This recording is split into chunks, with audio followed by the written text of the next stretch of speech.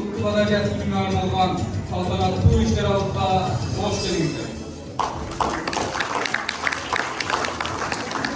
Adabiyat. Bu elimizin gözünümüz burası, bayılıdır. Kırgız elinin oğuzdaki çamacılığı, yazma adabiyatı, kelimeniz koşu, Kırgız bayranışkan, koşu önlük, koşu ölçügün. Adabiyat, insanın can dünyası, ötkünü, bugünü jana ertengisi. Mına uşul adabiyattın hareketligine razı bolуу menен birge. Aga adabiyat günümüzler menен kutluklayбыз. Турайдасың Улуттук Адабият күнүндө адабияттын алыптары, залкарлары болгон акын жазуучуларыбыз жөнүндө тасмага көңүл бурабыз.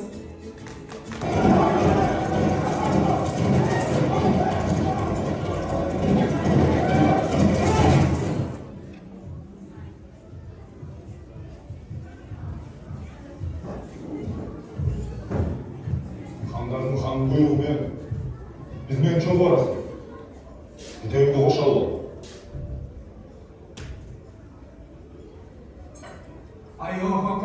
Даңасалуу каган бул кылыч менен дүйнөлүк агынтасыз.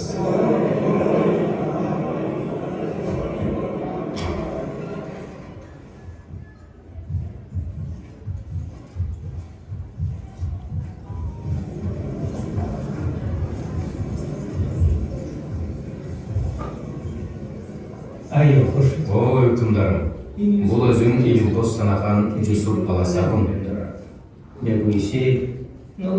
Кунарсыз эне тилинде жазат.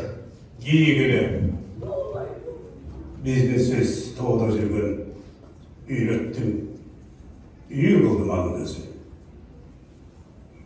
Гуинжи. Минтип айтууга кантип оозуң бар? Чалкыган араб перстелерин эмнеге чанап жатканыңды каганыбызга чечмелеп бер. Өкүмдарым, менин жалгыз максатым бул. Элим өз тилинде жазып, билимин өркүндөсө дейм.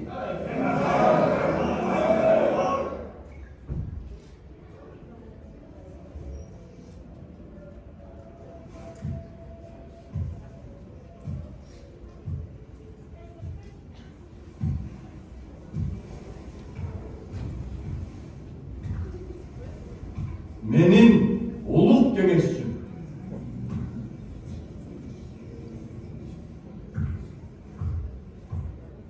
Китебиңиздин аталышы кандай? Куттуу билим койдум. Кутасын окуган терең ойдум. Китепти окуй турган окурманын, көркүнө көөнө сөздүн нак тунарсың. Китеп көп араб перс тилдеринде, бул китеп эң биринчи биздин тилде. Ата журттун нукура байлыгы өз эли, Жусуп баласаган.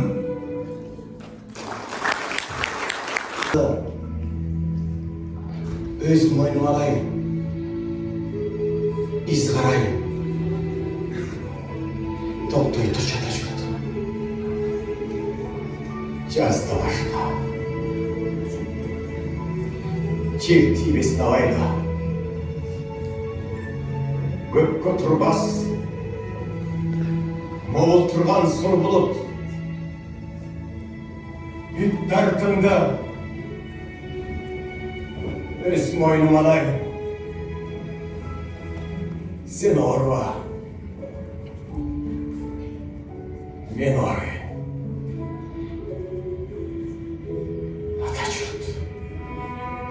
Ата журттун нукура байлыгы өз эли. Алыкул Осмонов. Gün sayın adam болуу. Чыңгыз Айтматов жөн гана жазуучу эмес, ал философ жана чыныгы гуманист. Анын чыгармалары бизди ар дайым бир суроого кайтарат. Биз адам бойдон кала алдыкпы?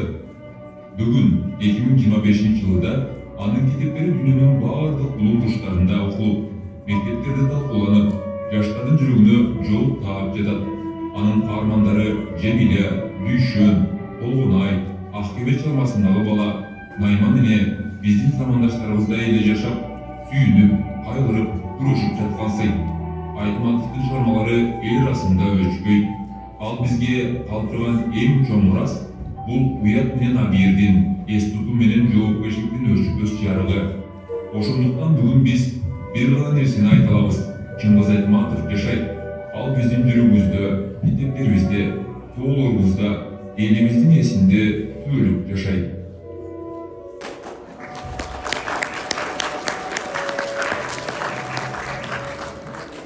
Adabiyat başası bulmanastir. Tegel algan başkalarda epos çok. Kırgız ruhun can düylösmöy koduk. Kırgız oğlu manas aytsın köpüldü. Aldığınlarda kanı keydin, aytordu çaptanı.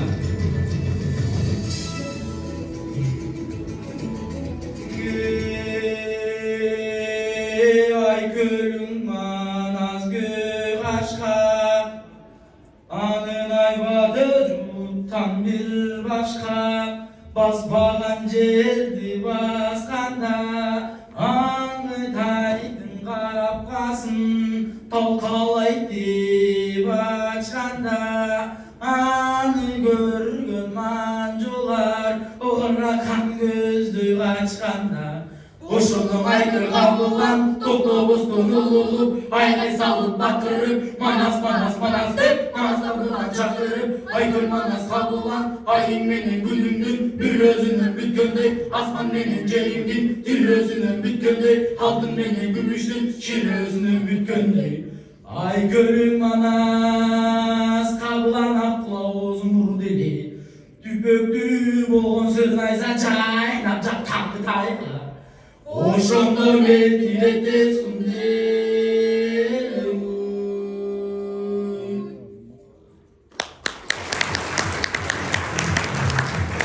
Acarın açılığı görkəm aytуу emespi. Geliңizler, көңүлүңүздөрдү көркөm айтууга буралы.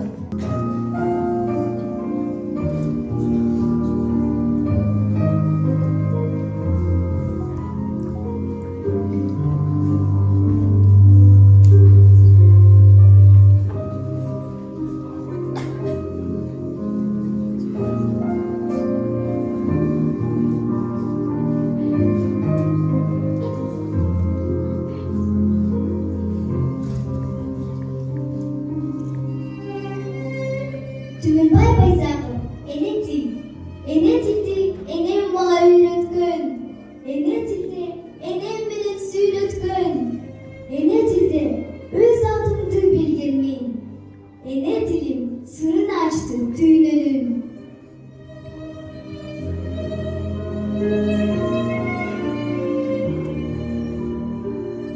Ene dilim, başka dilde yürüttü, ene dilsiz dilim ana suyuyordu. Ene dilsiz özgür dilden kutucu, ene dilsiz özgür dilden ciddico. Ene dilsiz tanır belim cerimdi, ene dilsiz tanır belim elimdi, ene dilsiz ukmak belim manastı, ene dilsiz ukmak belim sanattı.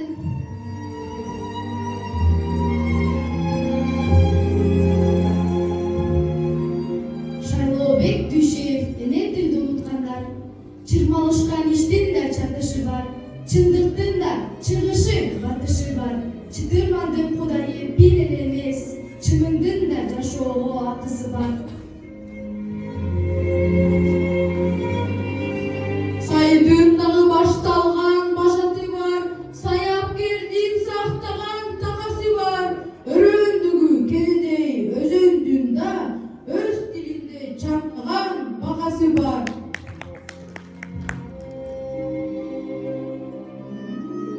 Kırgızmın deysin mağa, kıyşattap bilep durum. Kırgızmın deysin mağa, kırgızça aram süylep durum. Kırgız emes, kırgızdı jıdıtkandar, kılın кезген тарыхын unutkandar. Kırgız emes, kıyşaytıp kalpak kiyip, kadır barkın. Unutkandar.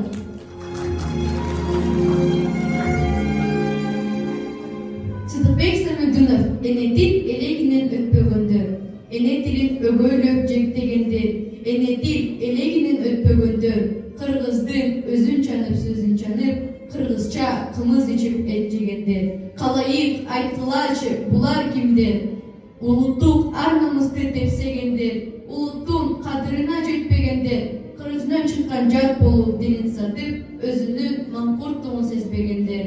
Kırgızım aytçınыңdı bular kimdir?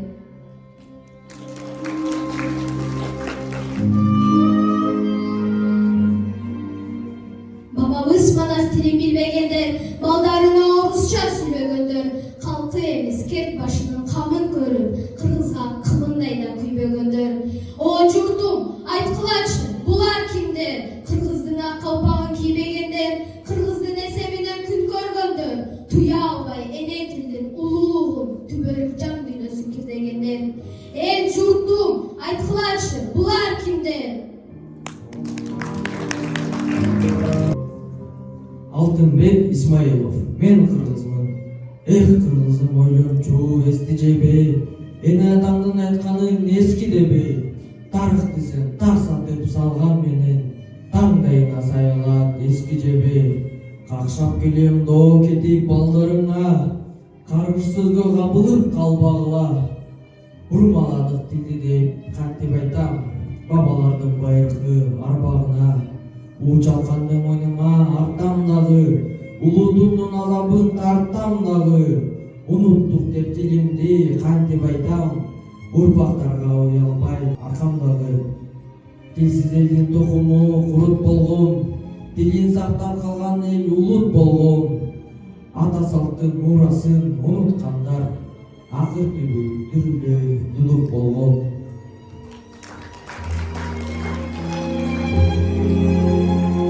Османов, я кораблик, но рана моя точит путь. И у пристани стою, скрипя чуть-чуть. Взгляд стремится через море, в край родной, где я бегал босоногий и молодой. Гордой птицу я парил среди скал. На чужих пустынных склонах корм искал, и жила слегка обеду затая. Алыкул Османов сам о себе. Слушая звуки, сам над собою тихо стою. Мучает кашель, не прекращаясь, тихо горю. И обессилев от испытаний тяжкого дня, ах, грибыка, сам себе с болью я говорю. Через окошко в дом проникает слабенький свет. Вижу бессильный и исхудавший свой силуэт. Юноша резвый стал постепенно еле живым. Недуг коварный, неизлечимый, борется с ним. Он засыпает, не отрывая взгляд от лица. Вижу иссохший и обреченный лик мертвеца. Пульс его нитью тонко и бескровно еле стучит. И угасает в жизни светильник долгой ночи.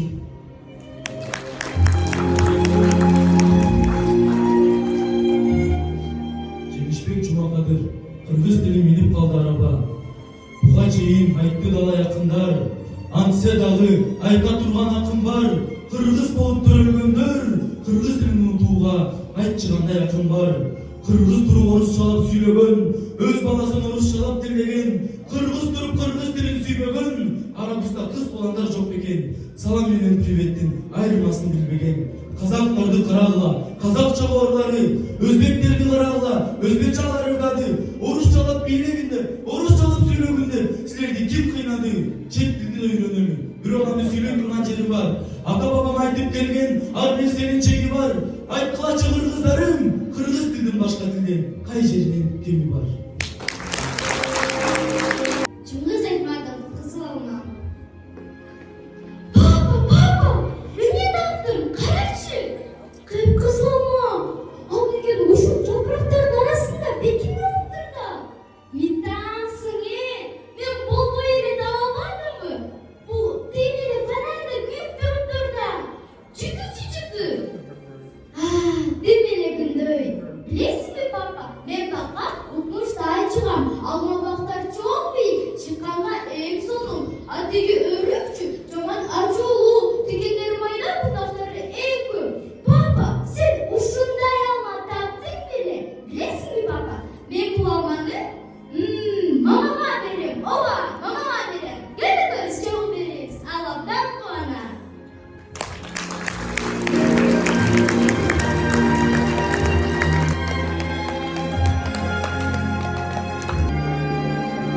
көргөн жазга өтө сүйкүм көрүнгөн комуз кандай затсың керемет турасын көтөрдө дайым мененип кандай аспап бир өзүңө тең келет деп акындарыбыз айтмакчы. Ар бир иш-чарада комуз күүсү жаңырпаса өтөсүнө чыкпай калбайбы? Алдыңыздарда комузчулар тобу, көркөм жетекчиси Аида Акматовна.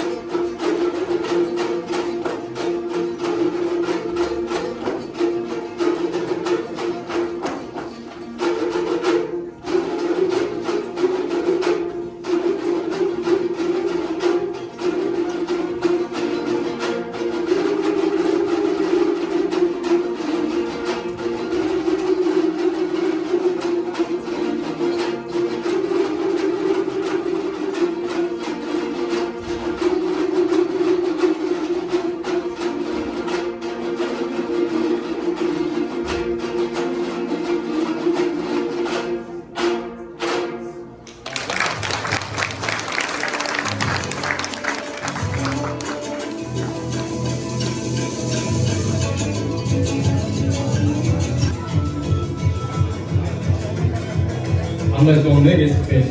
Анда біз иш-чарабызды улантабыз. Биздин кийинки кезек бийсиз көркү майрамдардын чыгабы, бийлебеген кыргыз болбой турабы, шаңга шаңды кошсун көңүл жибитип, канаганда бийге көңүл буралы. Ысык көлдү сагынуу жетекчиси Анарбек кызы Нурбек.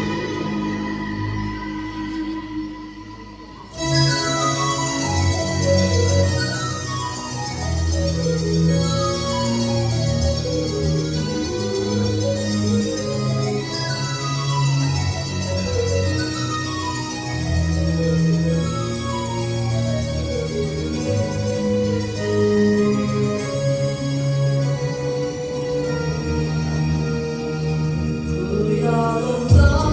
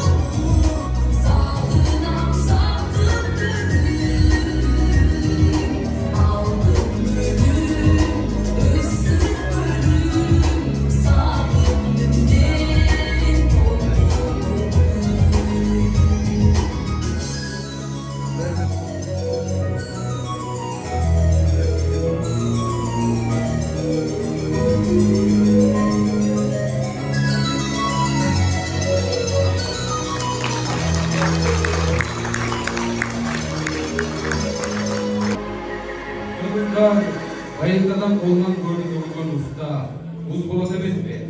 Жасаган аспабында колойнотуп, өнөр көрсөтүп, жасаганын көмөкөйгө алып, мукам байрактарды чыгарып, элдин жан дүйнөсүн байыткан, жайын дүйнөгө тынчтык тартуулоо үчүн креатив таалим билим берүү комплексинин окуучуларын чакырып алабыз.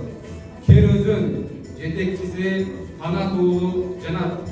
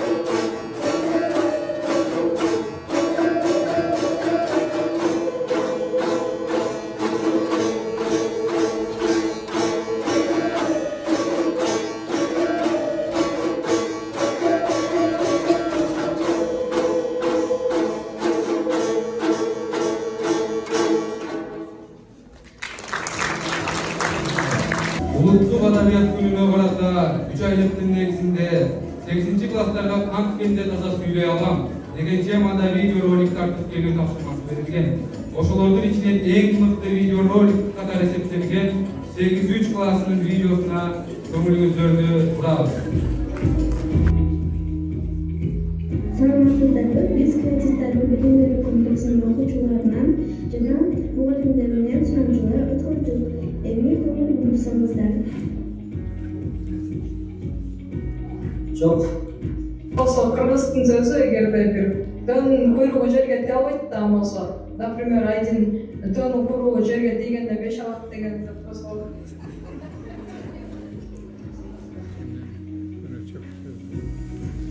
Вообще, менин билишимче, мындай деген бул идиштердин бир түрү болуп саналат. Аны такыр мен билбейм, бирок тилде жазылат эле ушундай сыяктуу деп болчу да, көчөк деген. Мен ал идиштердин бир түрү. Шалапы деген сөздер бұл егісіні жоқ, жүдеу адамдар айтсам. Еш нәрсе қолынан келмеген адамдарды шалапы деп айтсам. Шалапын деген ал жүдөгөн адам. Жоқ. Әкесін таныту деген сөз бұл лаизмализмге тұрақты сөйлей қашына келеді. Бұл қандай да бір адамды есіне келтіру, ал адамның кім екенін естету, аны жазалау ретінде айтылған сөз болып есептеледі. Анықтамасын білбейм, бұл фразеологизм сөздері, бирок мәнісін түсінемін. Әкесін оқыту, бұл ошол адамдың жер жебетіне жетүү. Бұл сапардан адам. Жолочу бул жолдо жүрүп бараткан сапардагы киши.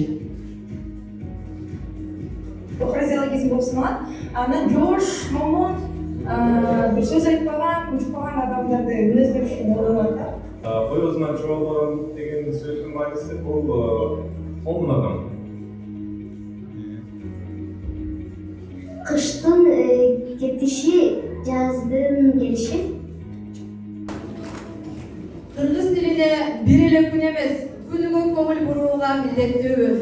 Ошонун негизинде кыргыз тили жана адабиятынын 3 айлыгын жарыялап, окуучулар менен биргеликте Алы Токонбаев, Алыкул Осмоновдун үй музейлерине барып, балдарга кененирээк маалымат берүү менен бирге сабагыбызды да жемиштүү өткөрө алдык. Эмесе Алы Токонбаев, Алыкул Осмоновдун үй музейлеріне барған қысқаша видео обзорға көңіл бұрабыз.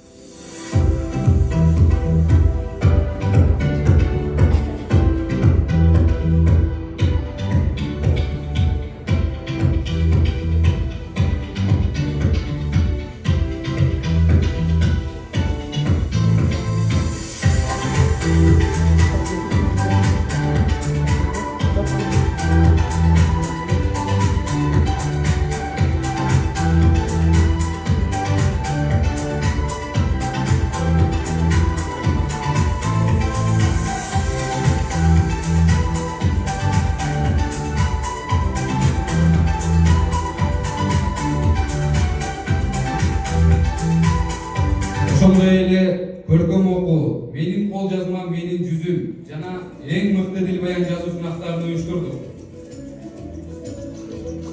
Сиздер дагы видеодо ошол сынактардын жеңишин карагам. Тапшыруу үчүн Ахматов Искендер Ахматовичти чакырабыз. Урматтуу кесиптештер, урматтуу окуучулар, бүгүн биздин кыргыз жергебизде ушундай чоң майрам болуп турат. Кыргыз адабиятынын күнү. Өзүңүздөр көрүп тургандай, бир кийини ааламга келип атса, экинчи кийини ааламдан кетип аткан күн. Бул Чыңгыз Айтматовдун туулган күнү болсо, ал эми Алпы Осмоновдун бул дүйнөдөн көчүп аткан күнү. Көчүп атканда сойлуп жүрбөйбү, башка жака көчүп аткан экендер. Жок. Бул дүйнөдөн өткөн күнүн жөнүндө айтып атам да. Эми баарыңыздарды ушул бүгүнкү майрамыңыздар менен чын жүрөктөн куттуктайм. Муну эмне үчүн көрсөтүп атабыз? Мунун баардыгы ушул тиги өзүңөрдүн Айтматовдой, Баласагындай, Алып Осмоновдой улуу инсандардын чыгармаларын окуп, ошолордун чыгармалары менен жан дүйнөңөрдү байытып, өзүңөрдүн ички дүйнөңөргө ушунчалык чоң рухий байлык алат деп ишенем. Бул рухий байлыкты жыйноо тек гана жашоодо эмес, ошол рухий байлыкты жыйноо ошолордун китептерин, ошолордун чыгармаларын окуп, анын далегин ачып, ички дүйнөсүнө көңүл бөлүү, ошону түшүнө билүү, жана фразеологизмдерди чечмелеген сыяктуу эле адабий чыгармалардын дагы ички дүйнөсүн чечмелөө. Чыгармаларын окуп, ошолордун чыгармаларына каныгып, улуттук дөөлөтүңөрдү арттырат деп ишенем да. Чоң рахмат сиздерге. Бул иш-чара мазмундуу, анан эң негизгиси ошол балдар сиздерге дагы мугалимдер үчүн дагы бир продуктивдүү болду деп ишенемин. Анткени иш-чараны ушундай пландаштырышыбыз керек эле, мына ар тараптуу. Дил баяныңарды жазып атат, кол жазмалар каралып атат. Анан мени бүгүн абдан кубанычка батып толкунданганым, мана сайтынан албетте киремет. Ар бир ырдап атканым, ар бийлеп атканым, ар манас айтып атканым, ар ошол жерде иш-чарага катышып атканым, ар конкурска катышып атканым баардыгы силердин креатив талим билим берүү комплексине кошуп аткан салымыңар деп билгиле. Ар бирине ушинтип салым кошсо болот экендигин көргүлө. Мен ошол иш-чарага катышып аткан ар бир балага терең ыраазычылык билдирем. Жан дүйнөсү менен берилип, ар бир ишти аткарып аткандарына кымылдай комуз серткенден баштап анан эң чоң ыраазычылыкты ушу кыргыз тили кафедрасындагы мугалимдерге терең ыраазычылык билдирем. Силердин жүзүңөрдү көрсөттүңөр, силердин деңгээлиңерди көрсөттүңөр, силердин профессионалдык канчалык деңгээлде дарабети бар экендигиңерди баарыбызды астыста далилдедиңер, азаматсыңар. Баарыңарга терең ыраазычылык билдирем. 12 декабрь Улуттук Уюмдарда 3 айлыктын алкагында өтүлгөн мыкты дил баян конкурсунун жеңүүчүсү 11 класстын окуучусу Арыстанбекова Нурсулу.